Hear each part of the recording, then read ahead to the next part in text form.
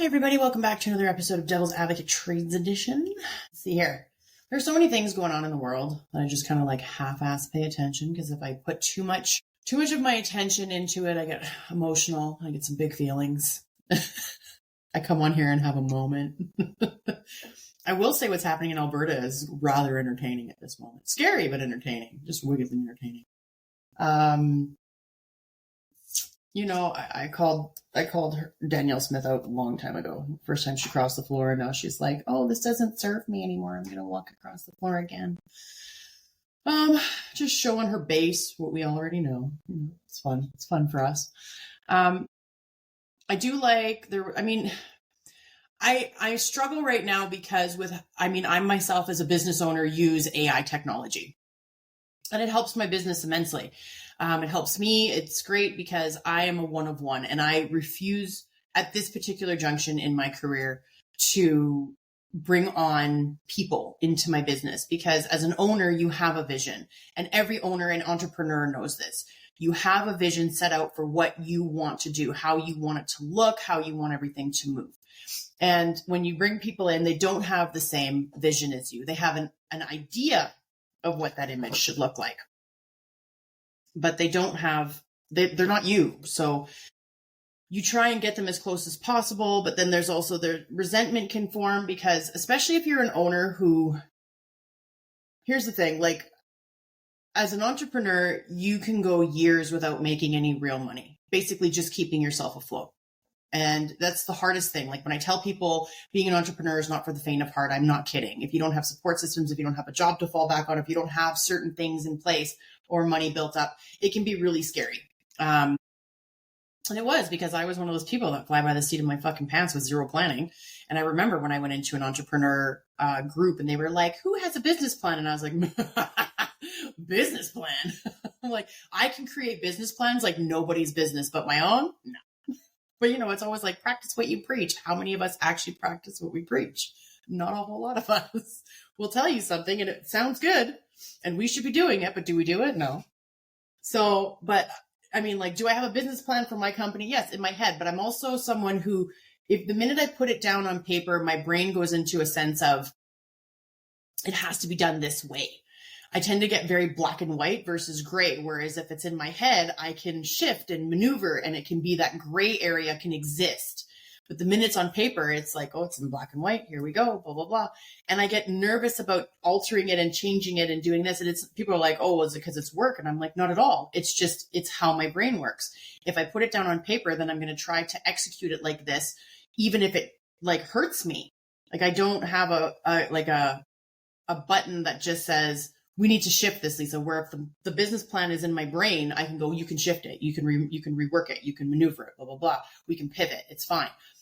We can rebrand. We can do this. We can do that." And there's more like fluidity in how I think when I don't have everything on paper. When someone gives me a contract, do I look at that contract to see how I can get my client out of it? Sure. Do I look at that contract to make sure my client's, my client's interests are protected? Sure.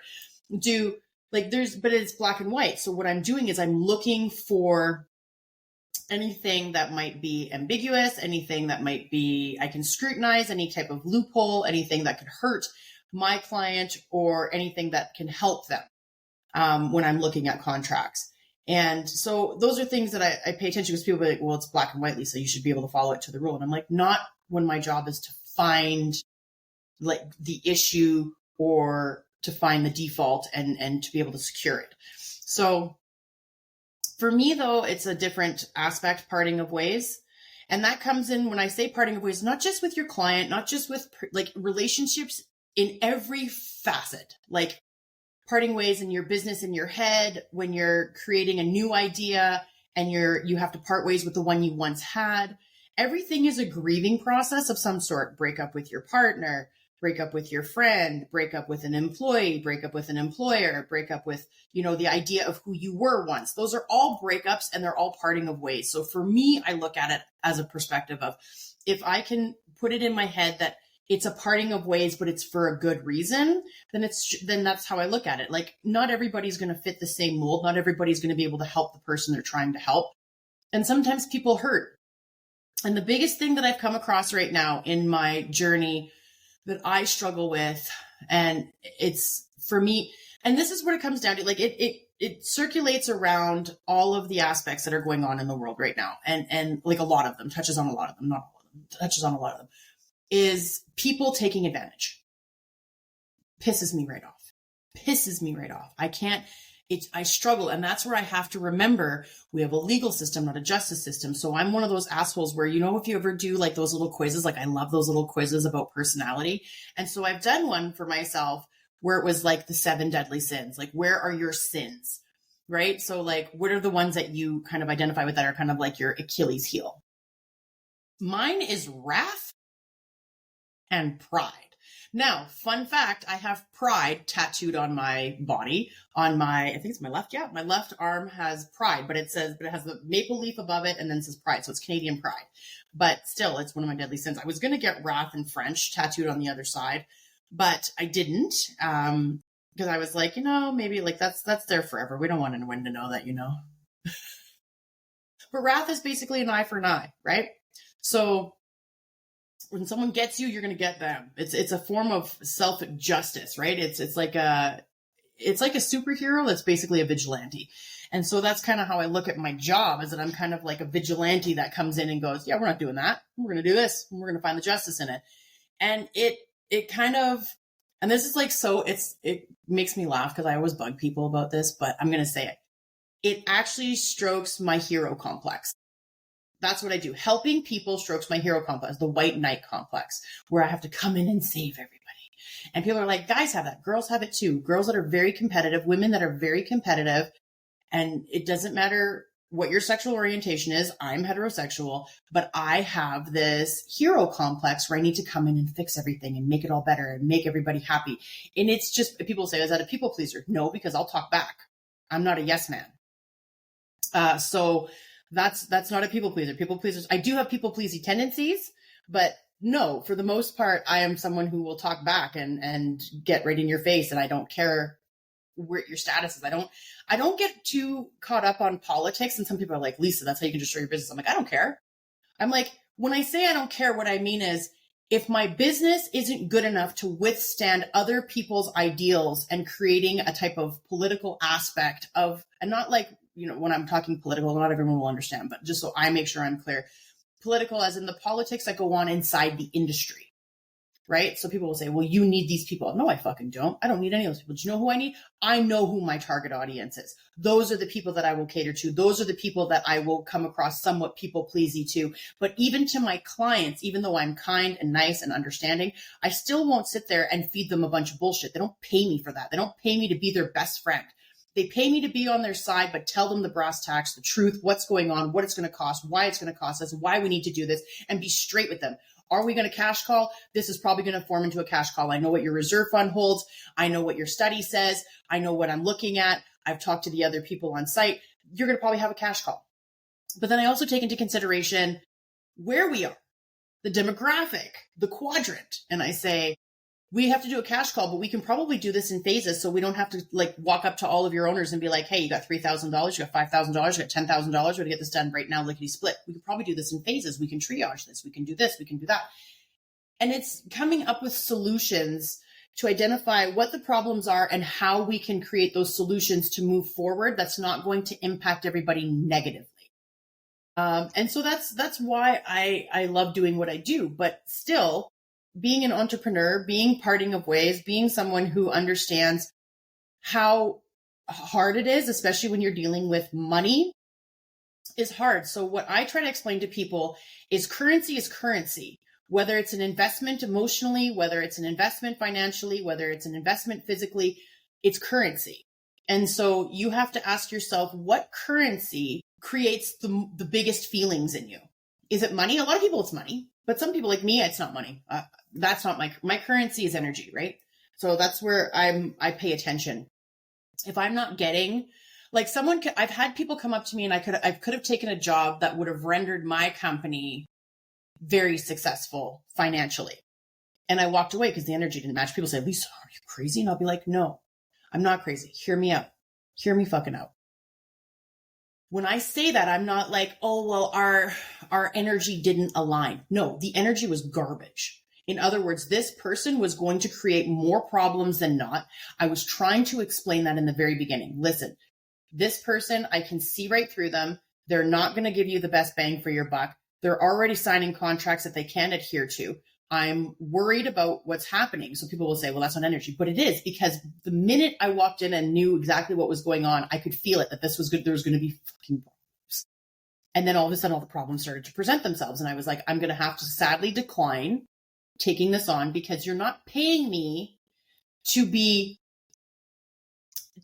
help you hone in this person at this capacity. You pay me to make sure they do their job right, not make sure they're emotionally regulated. That's not what you're doing. I emotionally regulate within reason. Okay. So if someone comes in, they're having a bad day, sure, I'll take a few minutes to sit down with them and have the conversation and figure out if they need to be cleared or whatnot. But I'm not there to do the back and forth because this person is trying to screw over my client. And the person that stands in the way of that, they've got people kind of tied around their finger because somebody else has said, oh, they're the best, blah, blah, blah. I'm not fighting that. I'm not going to go in there and be like, well, let's waste a bunch of your money. Let's have you spend an extra $25,000 me trying to regulate this person and communicate with this person who doesn't want to communicate with me. That's not my job. My job is to make sure that the job goes out, that the job is done or the project is done properly, not to try and create, comfort for someone's big feelings every day about me. That's not my job. So I walked away, and people are like, well, that could have really put your company really far in the black. And I was like, no, it wouldn't have. It would have created more harm than good, because my job is to advocate. And if the person they're selecting and they want to continue with this person, despite what I'm telling them, then it's dead in the water. So that's why I always say to people, parting of ways has to happen sometimes for the betterment of everybody, for my peace, for their money piece. It makes more sense. I'm not going to kill myself, emotionally, mentally, financially, physically, to ensure that somebody is comfortable on site that's doing a project because they don't like me and they know I'm going to come after them if I need to.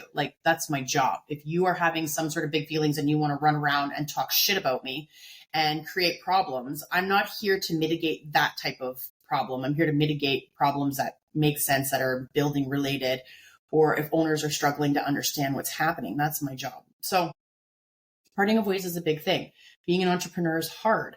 So like I said, we talk about currency and what currency means the most to you, where you're paying attention to, where your benefits are, greatly. And people are like, what, do you just work off energy? And it's like, no, I work for money. Of course I do. I need currency that's going to help my family, survive. But I don't work but when I work off currencies, those two have to match.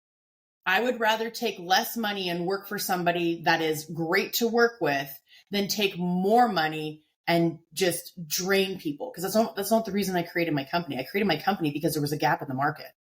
Okay. I sat as a board member, a property manager, as, executive for restoration and for construction. And I still watch these companies just talk their talk and, and boards not really understanding what they needed to do or why they needed to do it or why they're spending this money. And then all of a sudden they're $200,000, $300,000, $400,000 out, not understanding why this isn't fixed or why there's still problems. And I'm like, no, they need someone on their side. Boards are volunteer. Boards are people who come together for the betterment of their investment. And some people come there because they're pissed off and they have an agenda. And, I tell people, sometimes those make the best board members, the ones that come and they have an agenda. And I'll tell you why. Because they're just not being heard. The minute you hear them and you go, yeah, you know what? You might not be the only person that feels this way. And a lot of times they're not the only person that feels that way. So then you go and you do a survey of your property and you just get people to write in on what the issue is. And then you get to see what's going on. And then that person now feels validated because they were heard and something's being done. And then all of a sudden they're like, okay, this is good. I feel like I make change. Everybody wants to create some sort of impact in what they're doing. So if you allow them to create some of that impact, then they will jump all in and they will be really good board members or really good members of different organizations because they just need to feel heard. And that's, I think, our biggest mistake in being humans is that we fail to listen to people. And I've said that before. We need to just stop and listen. Now, when it's your significant other, I can't control that because I half listen to my significant. He half listens to me. Whatever. At that point, I'm just like, squawk, squawk, squawk. And he's like, are you listening? And I'm like, half listened. But then I have to like egg on my face and be like, yeah, I totally wasn't listening. I'm sorry. And then he's got this capability where he can actually like extrapolate important parts that I've said, even though he's on like idle, and then repeat it back to me. And I'm like, like this guy. And I'm like, really? Well, what did I say about that? Can you tell me in depth? Can you repeat it back to me verbatim? And he's like, no. He's like, why you gotta be, he's like, I gave you what you asked for. He's like, I was listening. I'm like, no, you weren't. No, you weren't.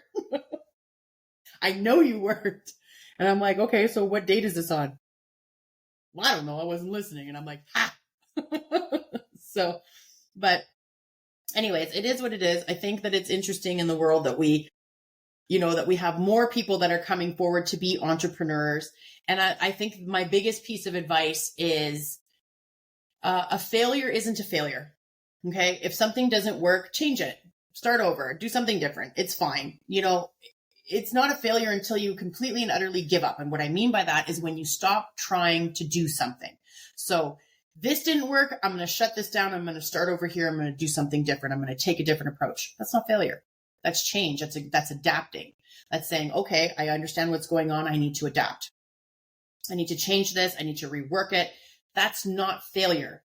Just because the first plan, the second plan, the third plan, the 20th plan didn't work, you're still going. That's not failure. That is it's being appreciative of what information is coming back for you to learn on how to pivot, maneuver, and adapt. Those are strengths because you're telling yourself, I'm not done yet. I'm going to keep going. And that in itself is what's beautiful about being an entrepreneur. Even if you're like, holy shit, I'm running out of money. I don't know what I'm going to do. And you keep at it, but then you take something else on the side so that you can keep at it. That's not failure. You're not failing. We all do that. We all pay attention to other little things. Like I'll even be honest with you. Part of me sometimes, because I deal with people all the time, but I deal with people at a very intellectual level in the sense that I'm dealing with engineers and lawyers and property managers and, all these different, and then people that are on the board that are all types of professionals, people that were property managers and project managers and construction people and people that are engineers, and they're not stupid, and not many people are. Most people are very educated. Maybe they're just not educated in a certain field, but most people are actually very smart. So, and they ask very educated questions. So I have to be on point with my brain. So sometimes I think to myself, maybe I should just go back to bartending for like a couple nights a week, just for just fun chit chat. You know what I mean? Pouring drinks is easy. Because I did it when I was younger. I was 20. I don't know if I could flare anymore, but I mean, it would be a show, maybe break some bottles. I mean, at least I got enough money in the account that I could pay for it, whatever. Maybe I just bring my own bottles. But sometimes I think about that, and it's not necessarily to make some extra money. It's more just to do something where it's just easy peasy and it's fun. You know what I mean? But then I think to myself, it'd have to be a pub. Like if I was going to be a bartender, it'd have to be a pub. I couldn't do a dance bar. Like my brain, I don't have the bandwidth for the little boppers that go in. Like maybe if Metro Boys Club was still around, that would be fun. But then again, you're still dealing with the teeny boppers. But a lot of the older gens will still go. I mean, I wish Metro Boys Town was still there. It was such a fun place when I was younger. God, I'm like dating myself. Anyone who's like gay, trans, bi, whatever, who's my age and older, they're going to be like, fucking Metro Boys Town. It was a great place to go. It was so much fun. Had drag shows, so much fun. Oh, good times. And then there was another one. I think the Midnight Cafe also did them, the drag shows. I loved it. It was a good time. Anyway, my point is that we all have paths we have to deal with, and whether you want to be an entrepreneur or not, the one thing I will tell you, regardless of whether you're an entrepreneur or not, figure out what the most important currency is to you. Figure out how you're going to deal with parting of ways and how it benefits you and the other person. And don't be an asshole and a taker. I mean, be an asshole a little bit, because everybody likes an asshole. When things get fucking crazy, you got to bring in the asshole, because the assholes don't care. I'm a little bit of an asshole. I got told that this morning, and I got told that this weekend. You're an asshole. Yeah, huh? We get called when shit goes down. But I mean, I also say the whole thing where it's like, I could be an asshole. I could be a sweetheart. I could be the most amazing person you've ever met. I could be the biggest bitch you've ever met. I mean, how I treat you is based on how you present yourself. So I just go with energy, right? It's like I said, it's energy. You decide how we're going to act today. You want to be a bitch? I'm going to be a bigger one. Like, that's just like challenge accepted at this point. So, but yeah, I think my biggest win in being an entrepreneur is being able to help people and seeing their faces when I'm able to help them and their families when things get really sideways. And I mean, for me, I think my favorite part of what I do is restoration. And the reason I say that is when I can come in and help a family know that they're safe, because people are like freak out with mold. Not all mold you need to freak out with. We breathe mold every day outside. Like, it's not, that's why some people have really, like, some people should live in a bubble, because they're like, I think I'm going to die. They walk outside. They're like, snow mold, this mold, that mold, pollen, this, that, all these allergens. But it exists outside. So when you see mold in your house, the first thing you need to do is, and I'm always going to encourage this, call in a restoration team. Don't try and get it with microban. Okay. It's not always, you're just going to release spores everywhere when you try and spray it down. There are procedures and protocols that restoration companies are equipped to deal with. I always try and choose local companies. So I have my little tribe of restorators that I use. I would love to give them to you, but then if anyone that I don't call out, they'll be like, Lisa, blah, blah, blah. So I'm just going to tell you they are local.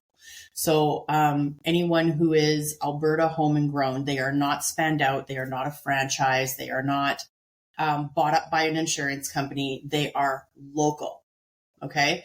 So those are the ones you got to go after. And I also have relationships with the owners because I know that they can do a good job. Now, they also know what my expectation is when they're on site. I know what their capabilities are. I also have my favorite project managers that I will go to ensure that they're doing my projects, because they know what my expectation is, and then I don't have to fight with them, which is a really big thing. I'm trying to get a few more under my belt. There's one that is female owned, and I would like to try and bring her in on more things. And yes, because she's female owned, but also because it's encouraging for me to see that a woman owns a restoration company in Calgary, and I want her to do more stuff, and I want to see what her team is capable of. Just because she's a woman doesn't mean I'm going to give her a pass, but it does make me excited to bring her onto my little repertoire of preferred vendors. So, but I got to see what her team does and how they respond and what they're doing. But anywho, that's me. That's all I got to say today. I mean, I kind of scrolled a little bit, a lot, whatever. You know what I mean? You know what's going on. But like I said, Alberta's crazy, fun, crazy. Amber check is still very, very relevant. And so she should be. And so should every woman that's going through this. Do not hide behind anything. Do not be scared. If you can't find the allies on site, then here's the thing, change your job. If they're not going to respond to your safety, if they're not going to respond to threats of harm or violence or anything like, or sexual harassment, find another job. There's lots of them out there. Alberta has a labor shortage for a reason, because people are not equipped to do things. So if you are equipped and you have experience and you understand what's going on, you're going to get scooped up. But make sure in the interview process, because it is an interview two ways, okay? You are interviewing them just as much as they are interviewing you. You need to figure out if you want that job. Don't just go in there and be like, oh my God, I have an interview today and I don't know if they're going to hire me. Fuck that. You're interviewing them too. Are they going to be able to adhere to who you are as a person? And is this job and these people a good fit for you? Don't waste everybody's time. Don't waste your own time. Don't waste their time. So do yourself a favor and make sure you put it in there. Do you have a health and safety policy? Inside your health and safety policy, do you have workplace harassment and violence inside your policy? What are your investigation aspects? How do you deal with this? What is it like to be a female working alongside the men in this trade? Is there a problem? Is there this? Like, ask them, make them uncomfortable. I don't care. I would if they're like, oh, this might not be a good fit for you. Perfect.